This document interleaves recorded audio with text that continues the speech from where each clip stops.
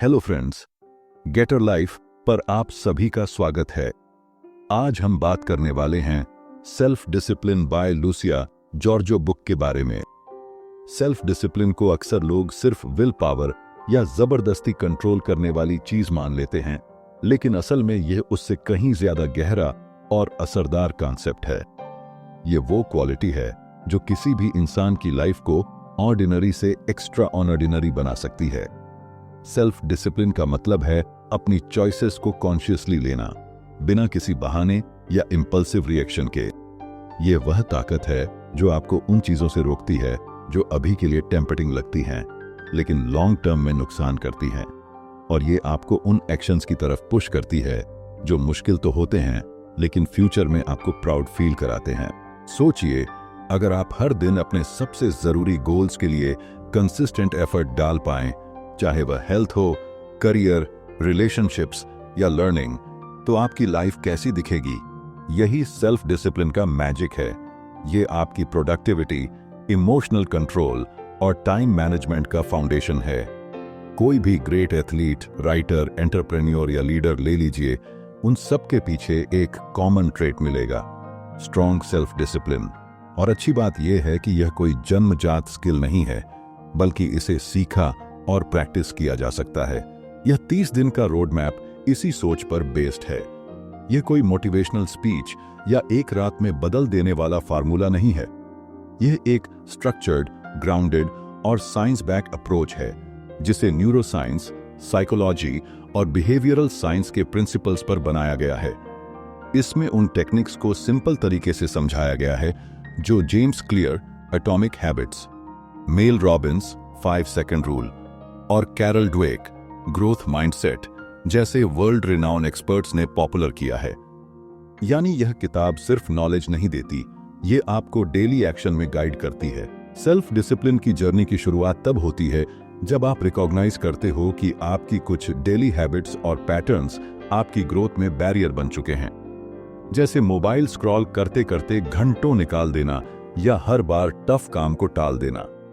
ये छोटी छोटी चीजें दिखने में इनसिग्निफिकेंट लगती हैं, लेकिन यही पैटर्न्स आपकी आइडेंटिटी और फ्यूचर शेप करते हैं। जब आप इन पैटर्न्स को पहचान कर तोड़ना शुरू करते हो और उनकी जगह नई हेल्पफुल हैबिट्स डालते हो, वहीं से रियल ट्रांसफॉर्मेशन शुरू होती है। इस रोड मैप में हर दिन का एक क्लियर फोकस है जो आपको छोटी छोटी एक्शनेबल स्टेप्स देता है। इससे ओवरवेल्म नहीं होता, क्योंकि हम एक टाइम पर सिर्फ एक बिहेवियर पर काम करते हैं। शुरुआत अवेयरनेस से होती है, जानना कि आप किस जगह लूज कंट्रोल करते हो। फिर धीरे धीरे हम हैबिट लूप्स को समझते हैं, माइक्रो हैबिट्स बनाते हैं और अपनी एनवायरनमेंट को ऐसा डिजाइन करते हैं जिससे सही काम करना आसान हो जाए। फिर हम इमोशनल डिसिप्लिन की बात करते हैं, क्योंकि सिर्फ टाइम या हैबिट्स मैनेज करना काफी नहीं होता। असली चैलेंज तब आता है जब माइंड रजिस्ट करता है, नेगेटिव थॉट्स आते हैं या मोटिवेशन लो हो जाती है। तब आप सीखते हो पॉज लेना, रिफ्रेमिंग करना और माइंड को रिसेट करना। जब आप अपने इमोशंस पर कंट्रोल करना सीख जाते हो, तो डिसिप्लिन अंदर से मजबूत होने लगता है। रूटीन और प्रोडक्टिविटी को स्ट्रॉन्ग करने के लिए हम टाइम ब्लॉकिंग, टास्क प्रायोरिटाइजेशन और डीप वर्क जैसी टेक्निक्स यूज करते हैं। इससे आपका हर दिन इंटेंशनल बनता है और आप सिर्फ बिजी नहीं, बल्कि ट्रूली इफेक्टिव बनते हो। धीरे धीरे यह जर्नी आपको आपकी आइडेंटिटी से कनेक्ट कराती है। अब आप वह काम नहीं करते क्योंकि करना चाहिए, बल्कि क्योंकि मैं ऐसा इंसान हूं जो यह करता है। अफर्मेशंस, इंटीग्रिटी चेक और फ्यूचर सेल्फ विजुअलाइजेशन जैसी प्रैक्टिसेस आपको एक ऐसी माइंडसेट देती हैं जो कंसिस्टेंट और कॉन्फिडेंट है। और सबसे अच्छा हिस्सा यह है कि यह जर्नी रिजिड नहीं है। मिस्ड डेज या सेटबैक्स को भी एक्सेप्ट किया गया है, क्योंकि डिसिप्लिन का मतलब परफेक्शन नहीं, बल्कि रिटर्न करना है। फिर हम बात करते हैं सिस्टम्स की। विल पावर लिमिटेड होती है, लेकिन अच्छे सिस्टम्स आपके लिए सही डिसीजन को इजी और ऑटोमेटिक बना देते हैं। टेम्पलेट्स, रूटीन्स और प्री डिसाइडेड रिस्पॉन्सेस आपको डिसीजन फैटीग से बचाते हैं। जैसे जैसे आप इन सिस्टम्स को इम्प्लीमेंट करते हो, आप एफर्ट के साथ ईज भी फील करने लगते हो। फाइनली, जब 30 दिन पूरे होते हैं, तो आप शॉर्ट टर्म एफर्ट से लॉन्ग टर्म लाइफस्टाइल की ओर बढ़ चुके होते हो। डिसिप्लिन अब कोई एक प्रोजेक्ट नहीं है, ये आपकी आइडेंटिटी बन चुकी होती है। अब आप खुद से मासिक चेक इन्स करते हो, अपने एनर्जी लेवल्स को मैनेज करते हो और लगातार इवॉल्व होते जाते हो। इस पूरी जर्नी की ब्यूटी यही है कि यह आपको पुश नहीं करती, बल्कि जेंटली गाइड करती है। हर स्टेप ग्राउंडेड है, रियलिस्टिक है और आपके लिए पर्सनलाइज्ड हो सकता है। आप इसे अपनी पेस पर कर सकते हो, कोई प्रेशर नहीं, सिर्फ प्रोग्रेस। सेल्फ डिसिप्लिन बोरिंग नहीं है, बल्कि यह आपकी फ्रीडम की चाबी है। जब आप डिसिप्लिन्ड होते हो तो आप अपने टाइम, एनर्जी और अटेंशन के मालिक बनते हो। आप डिस्ट्रैक्शंस को कंट्रोल करते हो, ना कि वे आपको कंट्रोल करें। आप हर दिन को इंटेंशन से जीते हो और यही धीरे धीरे आपके ड्रीम लाइफ की नींव बनता है। और इस जर्नी का पहला कदम है डिसाइड करना कि आप रेडी हो अपने अंदर की पावर अनलॉक करने के लिए। कभी कभी जिंदगी में बदलाव लाने के लिए हमें खुद से एक सच्चा और गहरा रिश्ता बनाना पड़ता है। अगर आपको हमारी फ्री समरी अच्छी लगती है तो आप हमारे चैनल को सब्सक्राइब कर सकते हैं।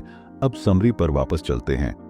यही काम शुरू होता है मेंटल प्राइमिंग के पहले पार्ट से, जो 5 दिनों का एक पावरफुल इंट्रोडक्शन है डिसिप्लिन की दुनिया में। ये पार्ट हमें हमारे माइंड को तैयार करने का मौका देता है ताकि हम आने वाले 30 दिनों में सही डेडिकेशन के साथ आगे बढ़ सकें। सबसे पहले दिन की बात करें तो यह दिन है डिफाइन योर व्हाई, यानी अपने क्यों को समझना। जब तक हमें यह नहीं पता होता कि हम डिसिप्लिन क्यों बनना चाहते हैं, तब तक कोई भी हैबिट टिकती नहीं। तो इस दिन आपको अपने दिल से यह पूछना होता है, मेरी मोटिवेशन क्या है? क्या मैं अपनी स्वास्थ्य में सुधार करना चाहता हूं? क्या मुझे अपने करियर में आगे बढ़ना है या संबंधों को बेहतर बनाना है? एक डायरी में अपने थॉट्स लिखो, अपने वैल्यूज को आइडेंटिफाई करो और यह भी सोचो कि अगर मैं ऐसे ही अनडिसिप्लिन्ड रहा तो मुझे क्या नुकसान हो सकता है। ये प्रोसेस थोड़ी इमोशनल हो सकती है, लेकिन यही तो असली शुरुआत है अपने अंदर झांकने की। अब आते हैं दूसरे दिन पर, एक्सेप्ट रियलिटी। यहीं से असली ऑनेस्टी की शुरुआत होती है। हम अक्सर खुद को झूठे बहानों से कंफर्ट देते रहते हैं, कल से शुरू करूंगा, अभी मूड नहीं है, थोड़ा रेस्ट कर लूं पहले। लेकिन इस दिन आपको खुद को मिरर दिखाना है, अपनी हर प्रोक्रेस्टिनेशन, हर एक्सक्यूज को फेस करना है और यह कहना है, हाँ मैंने टाला है लेकिन अब और नहीं। इस दिन आप अपने आप से रेडिकल अकाउंटेबिलिटी लेते हो। मतलब कोई ब्लेम गेम नहीं, कोई बहाना नहीं, सिर्फ सच्चाई और खुद की जिम्मेदारी। तीसरे दिन बात होती है सेल्फ असेसमेंट की। यह दिन थोड़ा एनालिटिकल होता है। आपको अपने अलग अलग लाइफ एरियाज को स्कोर देना होता है, जैसे health, career, relationships, habits, mindset वगैरह। सोचो कि 1 से 10 में मैं अपनी हेल्थ को कितना स्कोर दूंगा। क्या मैं अपने करियर से सेटिस्फाइड हूं? क्या मेरे हैबिट्स मुझे आगे ले जा रहे हैं या पीछे? इस स्कोरिंग से आपको क्लैरिटी मिलती है कि आपको कहां इंप्रूवमेंट चाहिए। यह एक तरह से बेसलाइन तैयार करता है, एक ऐसा पॉइंट जहां से आप अपनी ग्रोथ को मेजर कर सकते हो। फिर आता है चौथा दिन, विजुअलाइजेशन। यह दिन थोड़ा ड्रीमी होता है लेकिन बहुत पावरफुल भी। आपको अपनी आंखें बंद करनी हैं और इमेजिन करना है कि अगर मैं पूरी तरह डिसिप्लिन बन जाऊं तो मेरी लाइफ कैसी दिखेगी। मैं सुबह जल्दी उठ रहा हूं, वर्कआउट कर रहा हूं, फोकस्ड होकर काम कर रहा हूं, डिस्ट्रैक्शन से दूर हूं। उस वर्जन को देखो जो आप बनना चाहते हो। इस विजुअलाइजेशन को रोजाना करना है। यह आपकी इंटेंशन को एंकर करता है। जब आप क्लियरली देख सकते हो कि आप क्या बनना चाहते हो, तो आपका माइंड भी उसी डायरेक्शन में काम करने लगता है। 5वां और आखिरी दिन इस फेज का है, कमिटमेंट कॉन्ट्रैक्ट। ये थोड़ा सीरियस सा लगता है, लेकिन इसी में असली मैजिक है। आप एक रिटन कमिटमेंट बनाते हो, एक पेपर पर लिखते हो कि मैं अगले 30 दिन तक डिसिप्लिन रहने का प्रॉमिस करता हूं, और फिर उस पर साइन करते हो। यह सिर्फ एक सिंबॉलिक एक्ट नहीं है। बिहेवियरल इकोनॉमिक्स के रिसर्चर्स ने भी यह प्रूव किया है कि आपने खुद से वादा किया है। इन 5 दिनों में आप कोई एक्सटर्नल एक्शन नहीं लेते, बल्कि इंटरनली तैयार होते हो। यह मेंटल प्राइमिंग आपके माइंडसेट को रिसेट करता है। जैसे कोई एथलीट मैदान में उतरने से पहले वार्म अप करता है, वैसे ही यह 5 दिन आपके माइंड और सोल का वार्म अप है। इससे पहले कि आप हैबिट्स बदलना शुरू करो, ये जरूरी है कि आप खुद को बदलने के लिए तैयार हो जाओ। ये प्रोसेस सिंपल लग सकती है, लेकिन इसमें गहराई है, क्योंकि डिसिप्लिन सिर्फ एक स्किल नहीं बल्कि एक आइडेंटिटी है। और आइडेंटिटी तभी बदलती है जब हम खुद से ईमानदारी से बात करते हैं। तो अगर आपने यह 5 दिन सीरियसली लिए तो आप अपने अंदर एक पावरफुल शिफ्ट महसूस करोगे। एक ऐसी शुरुआत जो आपकी पूरी लाइफ को एक नए डायरेक्शन में ले जा सकती है। तैयार हो? अब बस खुद को ऑनेस्टली फेस करने की हिम्मत चाहिए। बाकी सब आपके अंदर पहले से ही मौजूद है। अब जब माइंड तैयार हो चुका है तो अगला स्टेप आता है एक्शन का, यानी हैबिट्स बनाना। पार्ट 2 हमें सिखाता है कि हैबिट्स कैसे बनती हैं, कैसे टूटती हैं और कैसे हम छोटी छोटी चीजों से बड़े बदलाव ला सकते हैं। यह 5 दिन बहुत मजेदार और प्रैक्टिकल होते हैं, क्योंकि यहां हम सिर्फ सोचते नहीं बल्कि करना शुरू करते हैं। छठे दिन की शुरुआत होती है एक इंटरेस्टिंग कॉन्सेप्ट से, हैबिट लूप। चार्ल्स डुहिग की फेमस किताब द पावर ऑफ हैबिट में बताया गया है कि हर हैबिट के 3 पार्ट्स होते हैं, क्यू, रूटीन और रिवॉर्ड। मतलब कोई एक सिग्नल क्यू हमें ट्रिगर करता है, फिर हम एक काम रूटीन करते हैं और फिर उसका हमें कोई फायदा रिवॉर्ड मिलता है।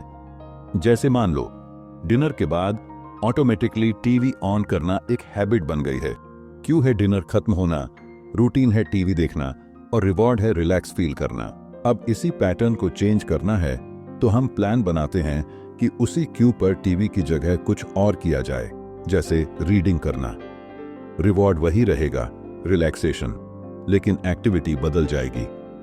इसी तरह अपनी दूसरी हैबिट्स को भी मैप करना होता है और डिसाइड करना होता है कि क्या रिप्लेस करना है।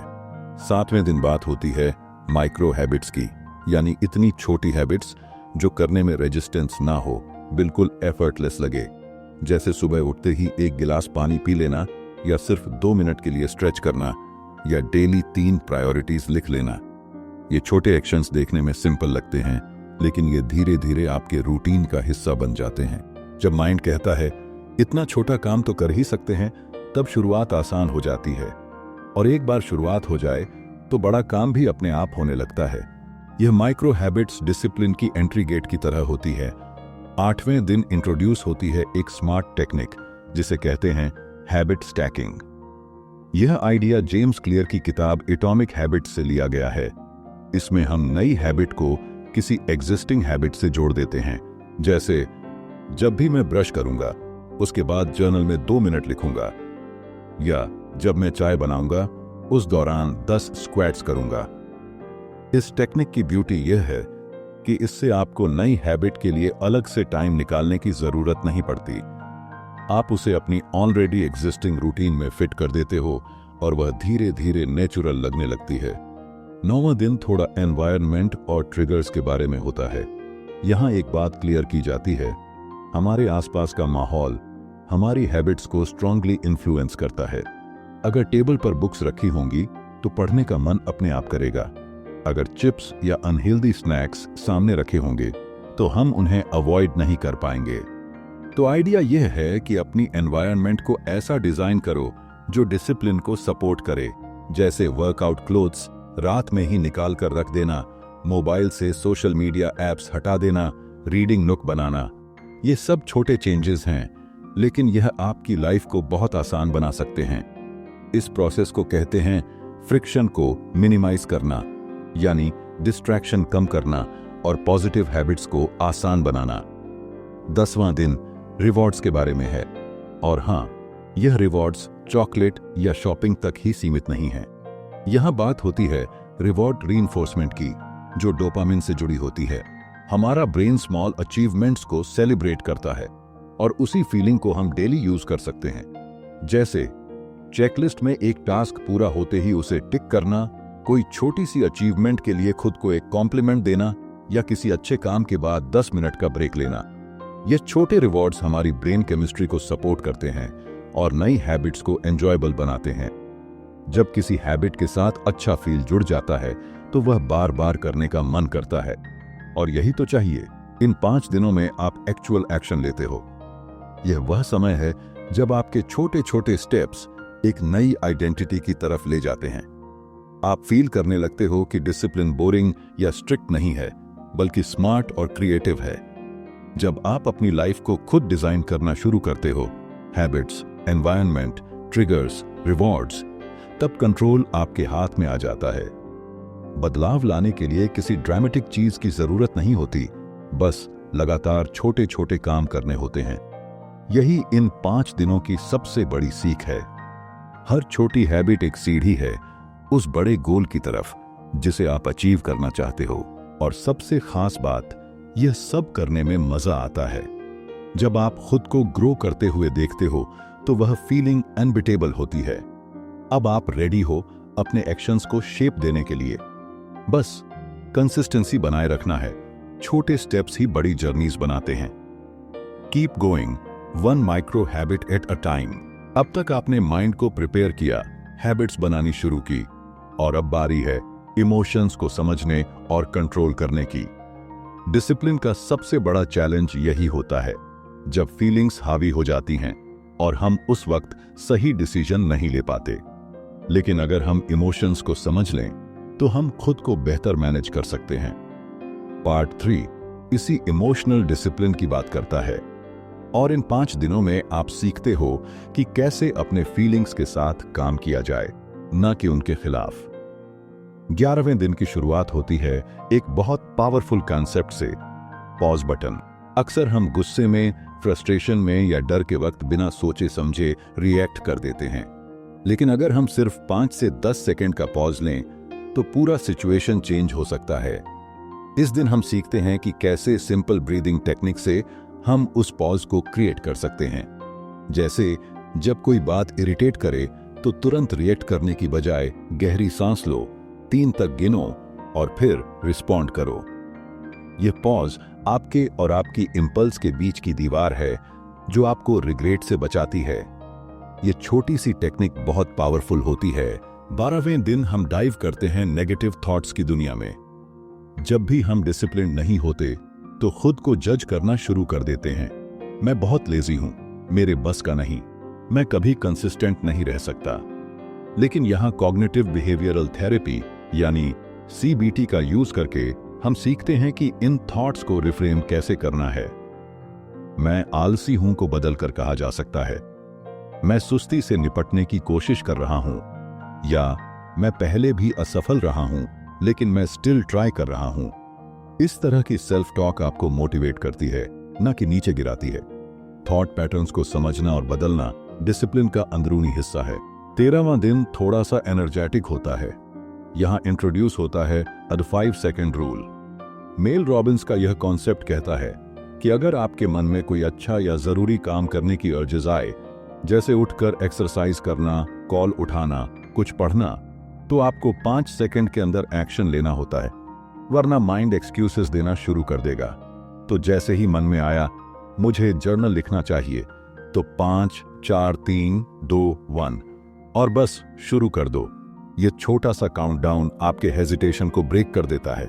धीरे धीरे यह पैटर्न बन जाता है और आप हर बार प्रॉम्प्ट एक्शन लेने लगते हो। 14वें दिन हम बात करते हैं मेडिटेटिव फोकस की। कई बार डिसिप्लिन इसलिए भी टूटता है क्योंकि हमारा माइंड भटकता रहता है, कभी स्ट्रेस में, कभी डिस्ट्रैक्शंस में। मेडिटेशन से हम माइंड को फोकस करना सिखाते हैं, लेकिन यहां बात किसी भारी या लंबी प्रैक्टिस की नहीं है। सिर्फ 5 मिनट की ब्रीदिंग एक्सरसाइज या माइंडफुल वॉक, जिसमें आप सिर्फ अपने कदमों और सांसों पर ध्यान दो। ये छोटी छोटी प्रैक्टिसेस आपको स्ट्रेस में भी सेंटर्ड रहने में हेल्प करती है, और जब माइंड काम रहता है तो डिसीजंस भी क्लियर होते हैं। 15वां दिन थोड़ा टफ हो सकता है क्योंकि आज बात होती है डिलेड ग्रेटिफिकेशन की, यानी इंस्टेंट प्लेजर को थोड़ा रोककर बेहतर रिवॉर्ड के लिए वेट करना। आज के दौर में हर चीज इमीडिएट चाहिए, खाना, एंटरटेनमेंट, स्क्रॉल करना। लेकिन डिसिप्लिन वहीं से शुरू होता है जब आप कंफर्ट से बाहर निकलते हो। इस दिन आपको एक चैलेंज दिया जाता है, जैसे 24 घंटे शुगर अवॉइड करना या एक दिन फोन और सोशल मीडिया से ब्रेक लेना। यह डिस्कंफर्ट थोड़ी देर के लिए होता है, लेकिन इससे आपकी मेंटल स्ट्रेंथ बढ़ती है। आप अपने आप को सिखाते हो कि मैं जरूरी नहीं कि हर अर्जेस के पीछे भागूं, मैं वेट कर सकता हूं। इसके आगे के लेसन हम नेक्स्ट पार्ट में कवर करेंगे। अगर आपको वीडियो अच्छा लगा तो आप हमारे चैनल गेटर लाइफ को सब्सक्राइब करें। धन्यवाद।